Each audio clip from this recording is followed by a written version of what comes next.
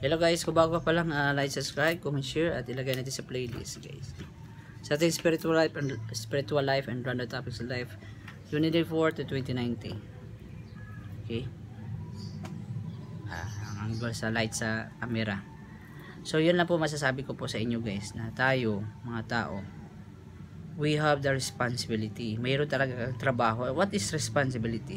Responsibility is yung dapat mo gagawin, yung mga priorities, mga dapat iiwasan, mga bagay na dapat mo gagawin, mga don'ts at do's, DOS, saka don'ts, mga bagay na dapat gagawin at mga bagay na hindi, at gagawin talaga siya at commitment at stay focus sa mga bagay na gagawin mo. Dapat may alam ka, may libro ka, pinapractice mo siya.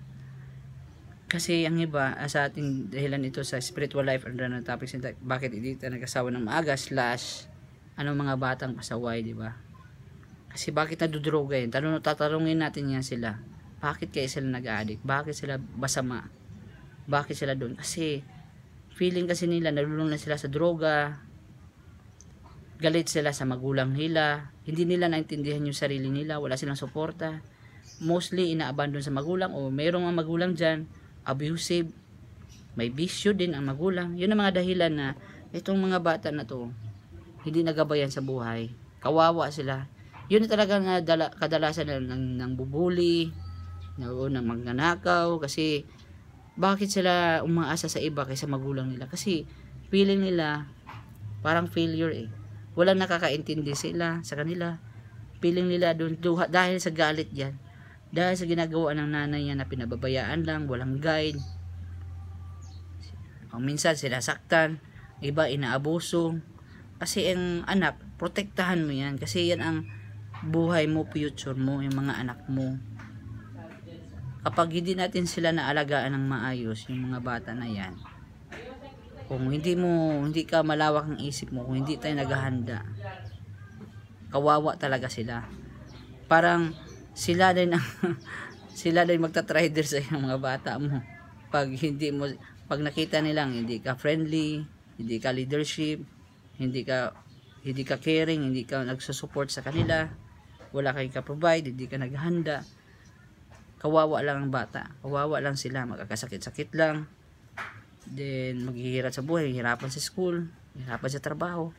Kasi ganun kasi sila eh. Magulang kasi ang sisihin talaga ang magulang dyan. Pero kung ikaw binata, papasok ka dyan sa buhay pamilya na mag-anak ka na, mag-asawa doon, mag-scandal doon na nakita mo sa video sa mga pasaway mong kaibigan, mag-isip-isip ka muna. Kasi di talaga madaling storya yan. Kala mo lang madali yan. Paano kung nasabing madali ba yan? Mahirap talaga yan. Ako, ibubuhis mo talaga ang buhay mo dyan. Hindi sabihin na may bata ka lang, sabihin mo lang yan. Yung nagmumura, sinisigawan ng bata nila, hindi nila pinipaliwanag, hindi nila naging kaibigan ng bata nila. Simangot lang, PI lang, pagmumura lang nila ang bata doon. Hindi nila naintindihan ng bata kung bakit. Pagkatapos, walang suporta, hindi pinapakain ng maayos, walang pera yung bibigay, nagbibisyo lang doon. Yun ang mga tinatawag na irresponsible parents. O bata pa lang sila.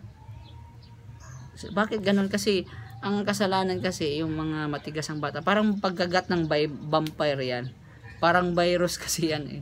Pag nakagat ka ng magulang mo, maging zombie ka na rin eh. Yung anak mo, kasi biktima ka rin ng magulang mo, yung anak mo makagat din. Ganun siya, pasa-pasa yung pagabalbal mo, yung pag-aswang mo, pasa-pasa din siya eh.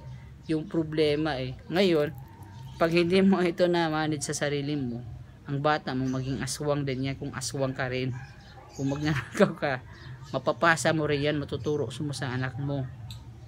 Kung adik ang tatay mo, maging possible na maging adik ka rin. Kung mahirap ka o tamad, may possibility ding tamad ka. Maliban kung baguhin mo yung sarili mo, yung ugali mo at pamumuhay mo. Pero kung hindi, dahil sa mali nating ugali, hindi tayo nag-aral, hindi tayo magpagsabihan, mayabang tayo, may pride tayo, may ugali, yun ang dahilan na ikakabagsak natin. Anong klaseng ikakabagsak?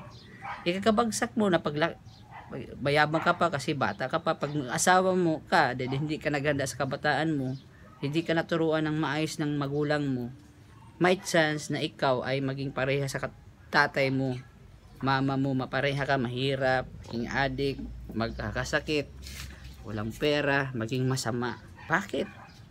Kasi hindi ka tinuruan ng magulang mo. Maliban lang kung tinuturuan mo yung sarili mo at umiiwas ka doon, may possibility talaga na chance na ganun din ang mangyayari sa iyo. Oh, ako, yung magulang ko, hindi ko kagayahin. Na maaga. Pasalamat tayo na pinanganak tayo sa mundo, pero wala naman tayong galit sa kanila. Babaguhin lang natin yung gagawin natin. Kasi pag hindi natin natama yung sarili mo, bago ka muna magkaanak dyan, ayusin mo muna yung sarili mo. Ayusin mo muna na may hanap buhay ka at alam mo yung dapat gagawin. Kasi pag hindi mo alam yung gagawin at nakapasok ka sa ganyang sitwasyon, talagang disgrasya lang talagang pupuntahan mo. Backstory din, balik-balik din ang story mo. Kung anong story ng nanay mo, ganun din mangyayari sa'yo. Then ganun din mangyayari sa anak mo at kaapu-apuhan mo. Kawawa, di ba? Gusto mo ba makita mo yung mga anak mo, mga kaapu-apuhan mo, naghihirap, nagkakasakit, naging addict, naging masamang tao? Kasi sakit yan. It's a psychological problem yan. Sorry to say. Nasabi ko yan. Sakit yan sa pag-iisip. Bakit? Kasi pasa-pasa talaga ang problem. Yun, una, iwasan mong tao para hindi ka ganun. Iiwasan ng mga sitwasyon or gawain is huwag ka muna mag-skandal ng magang batang-bata ka. Maghanda ka ng negosyo, mag-ipon ka, magdasal, mag-aral ng maayos, mag-ipon ng pera, kahit kunti, kahit magkaano, basta may maitabi ka at wag sobrang gasto. Kagastos lang kung ang priority at kailangan talaga at magagamit. Kasi ang buhay parang laro. At instead na iloload mo sa mga games na yan, sayang oras mo, ibasa mo ng libro, mag-aral ka sa school, mag-aaral ka pa rin sa trabaho mo. Kailangan maghanda, magsipag, bago ka kumita ng pera. Yan ang talaga ang reality. Diba? Sinasabi lang natin dito katotohanan. Kung hindi natin harapin yung katotohanan na sinasabi ko, hindi mo gagawin yan, dead ma lang, you are welcome for a disaster. Nag-i-invite ka lang ng masamang sitwasyon.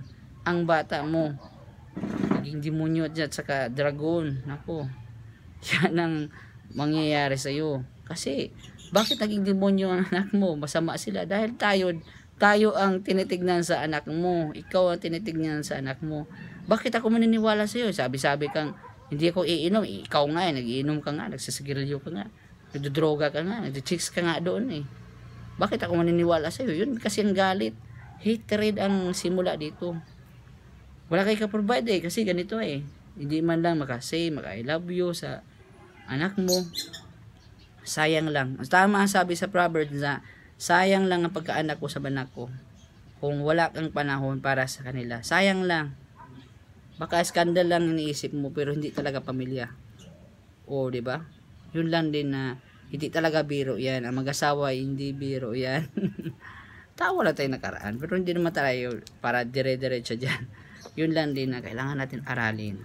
Kailangan natin alamin. Hindi pwede na bahala na lang, basta lang.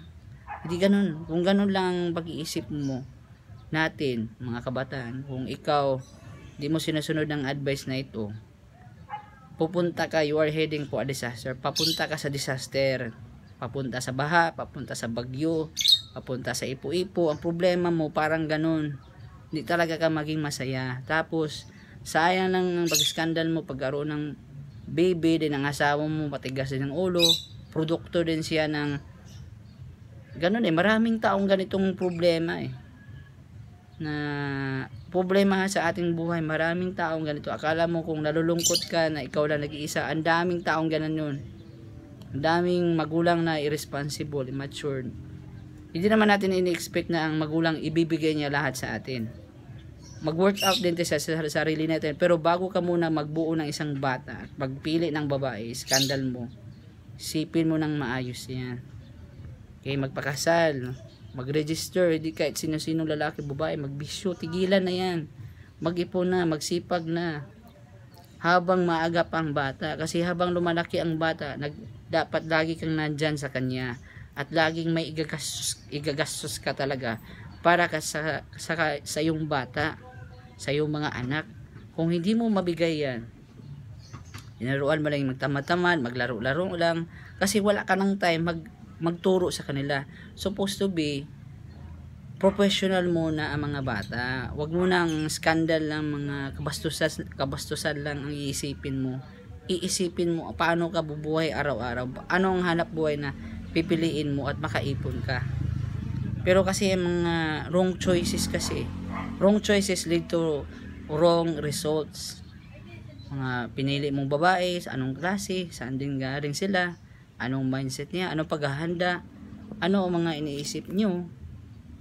Yun lang din na maraming taong ganito. So imagine mo, sa ilang population sa Pilipinas, daming ganun. Araw-araw maraming mga taong ito, mga immatured person. So yung mga immatured person may mga bisyo. Kung mag-girlfriend ka doon, mag-jojowa ka doon, mag-asawa ka ng taong may bisyo, nagdodroga doon, nag-aalak sa sigarilyo at pala chicks, alam mo na, you are heading for disaster. Kahit maraming pera yan at pogi yan, useless lang lahat yan. O pagkatapos immature, hindi spiritual, hindi nag-aaral sa financial, diba? May trabaho pero nauubos lang sa bisyo niya. Kung ganun ang kasama mo at hindi believer, hindi laki sa simbahan, okay, wrong ang mindset. Alam mo, ang problema ng asawa mo, papasa din sa pamilya, sa anak mo. Okay? Papasa din yan. Ang nangyayari dyan sa'yo, ang anak mo, bumuhay ka lang ng dragon. Bubugahan ka lang ng apoy, di ba? Anong dragon? Matapang yan, malupit yan, matapang yan. Yan ang binuhay mo. Ngayon, kung hindi ka mag-tame ng dragon, mag-alaga ng dragon, ikaw kakainin sa sarili mong dragon. Okay? Ikaw kakainin dyan. Tapos, mumurahin ka lang sa anak mo. Kasi, ang nangyari kasi dito, bakit ganyan ang nangyari? Kasi ang magulang mismo ang may kasalanan. The parents. Bakit ganun ang parents? Dahil sa parents din. Yeah. Bakit ganun din ang parents ng parents mo? Kasi dahil din sa parents nila. Yun ang ginagawa natin. Putulin natin yung course. Putulin natin yung malas. Putulin natin yung kasamaan na yan nangyayari na ganyan. Kasi alam mo na, hindi talaga maging masaya ang buhay mo. Yun ang dahilan na marami ng addict, ang dami ng masamang tao, ang daming napapahiyang tao, ang daming nagsisigawan, hindi makakontrol sa emosyon. Bakit maraming bully, ang masasamang tao? Dahil dyan. Okay? Then kung masama ka, nandun si Satanas. Alam mo na, ang bisyo, hindi talaga naging maganda yan. Kaya pupunta ka sa Bible. Kung pare ka, kung pupunta ka sa templo, bawal uminom at magtalik ng babae. Patay ka talaga sa langit. Tapos, kahit sa New Testament, bawal yan.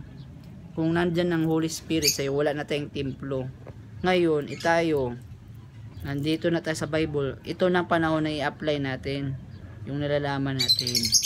Yung school mo, pang ano lang yan, pang trabaho. Mga marka lang yan ng ballpen, sa dulo ng ballpen. Pero actually, hindi talaga nakamatter yan. Ang importante dito is, paano mo i-handle ang sitwasyon. Alam mo, wala eh. Wrong choices, wrong friends, mali ang mga kasama mo, mali ang ginagawa mo, mali ang isip mo. Hindi ka na pupunta. Kung gusto kang yumaman, pumunta ka sa mga mayaman. Go to the right person, sa mga tamang tao. Doktor, pumunta ka doon sa mga abogado, pupunta ka doon sa mga pulis kung may mga problem, hindi kahit sino. Huwag kang makikinig sa mga kapitbahay mo na walang alam na mag-asawa din. Ano din nangyari sa kanila? Diba? Inuman lang ang advice nila sa'yo. Sigarilyo yan. Yung ikaganda bang buhay mo dyan? Mga barkada mo magnanakaw, addict doon, naging pusher. Alam mo, bakit ganun ang buhay nila? Kasi hatred yun. Nandun ang tanim na galit sa kanilang puso. Bakit ganun sila? Oo, parang biniblame nilang magulang ko. Ba, sana hindi na lang ako pinanganak sa mundo. Yun ang mindset ng mga ibang bata. Na ganun na, yun kasi, sinisi nila, biniblame nila. Pero alam mo naman, sabihin mo sa anak mo, hirap nga pagpalaki sa'yo. Ganun lang sasabihin mo sa'yo. Sana nilaglag na lang kita sana. Yung sana sasabi mo kung biblaming na, di ba? Pero alam mo naman na bakit pinanganak ang bata dito sa mundo, mahal mo yan. Kasi kung hindi mo mahal yan, kung irresponsible na parents yan, isang araw, 2 araw lang, hindi mo pinakain ang anak mo, patay na yan. Kung lumaki mga anak mo, kung di man sila mayaman, pasalamat ka kahit di sila mayaman, at least buhay ka, pinaaral ka, pinakain ka, hindi man mabigay lahat sa magulang kasi mahirap lang din sila, diba?